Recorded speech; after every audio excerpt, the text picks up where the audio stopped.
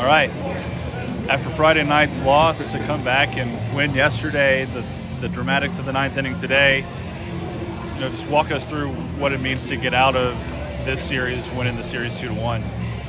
Yeah. When you lose 13-3, sometimes those are easier to swallow than losing 4-3 on a Friday night. Yeah. And so like we talked on the bus, it didn't change anything. We still had 2 more opportunities to come and do what we wanted to do. And I can't say enough about, first of all, it was all about being aggressive today. We couldn't sit back and hope that they were going to give us something. When you come on the road in the Big 12 against a really good opponent, you got to try and take it.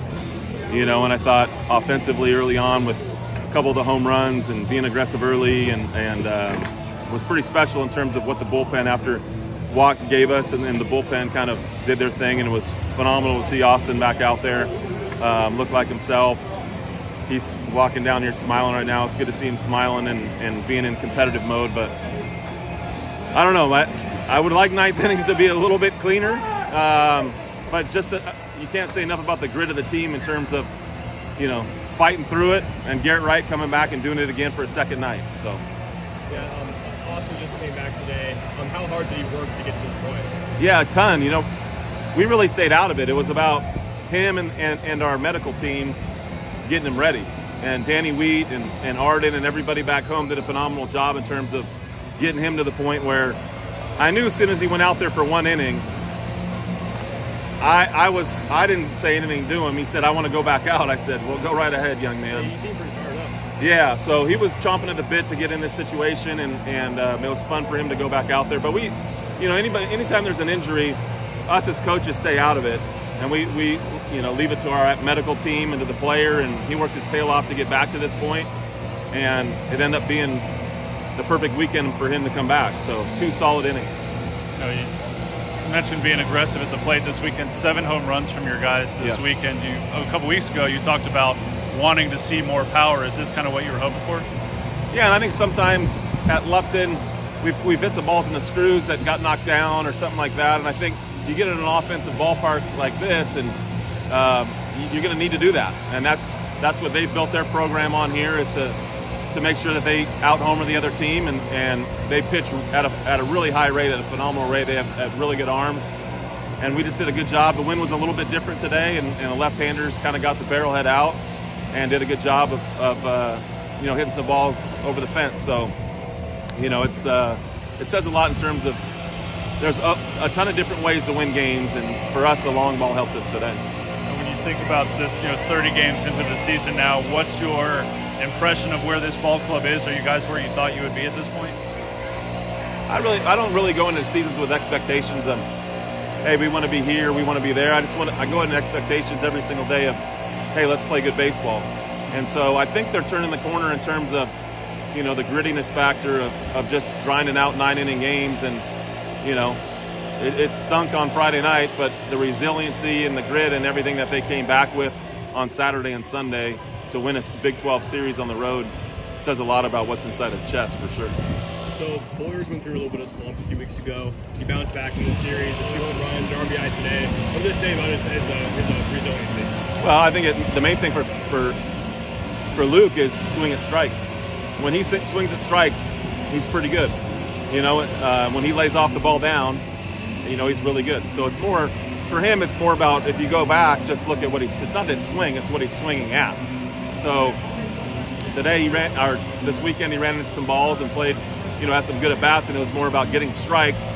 And then not only just getting strikes and taking a good swing, is not missing it. And he didn't miss a couple of those balls the last couple of days, and it showed. Garrett, obviously you mentioned him already, was huge in the last 2 innings of the 2 days, but do you foresee him getting more save opportunities down the stretch, or are you going to go kind of matchup based? He's pretty good. You asked really good questions again. It's hard to keep him out. We put him in, the grease in the fire a little bit, and he was ready for it. I just went out there and told him, hey, you've done everything that we wanted you to do in this situation. You got nothing to lose. You have nothing to lose. And he kind of laughed at me and he thought I was joking, but I said, you really have nothing to lose, right? Just throw each pitch, concentrate on that pitch, and execute it. Nothing. You have to pitch like there's nothing to lose. Because a lot of times when you get in those situations, you feel like you have all 30 guys or all 29 guys on your shoulders, you don't want to let them down as a closer in the 9th inning because, one bad pitch, the game could be over. But when you free yourself up to be able to pitch with the mentality of I have nothing to lose, I'm just going to do what I do, it frees you up to be able to execute pitches. And that last slider was phenomenal in terms of exactly what you would want out of a 1-2 pitch.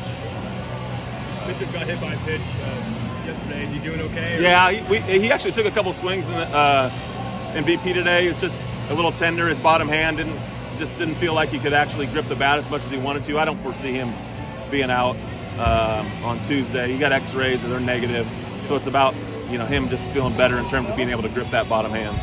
As far as the expectations for Crow moving forward, is he someone that you're going to work back into the rotation at some point, or are you just kind of let him work his way through the bullpen?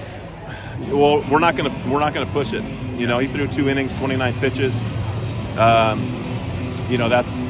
the next time out. Is it going to be 3 and 45? Probably not. My guess is probably, hey, let's get him back out there in another period where he can go 2 innings again, and then maybe start building from there. But also, it's a true weapon in terms of having another left-handed pitcher that could come in. I mean, I don't think we win that game without what he did. In the 7th and 8th inning, to get us to the 9th. So, would you like him to start? Yeah, but man, it's a pretty good weapon too out of the bullpen. So we'll see how he feels and where we go from here. But definitely glad to have him back. Thoughts on Augie? Yep. The base little jam with only 1 run, strict no play. And that's another to know that you have Austin Crow behind Augie. Allowed us to be able to bring Augie in that situation early in the game.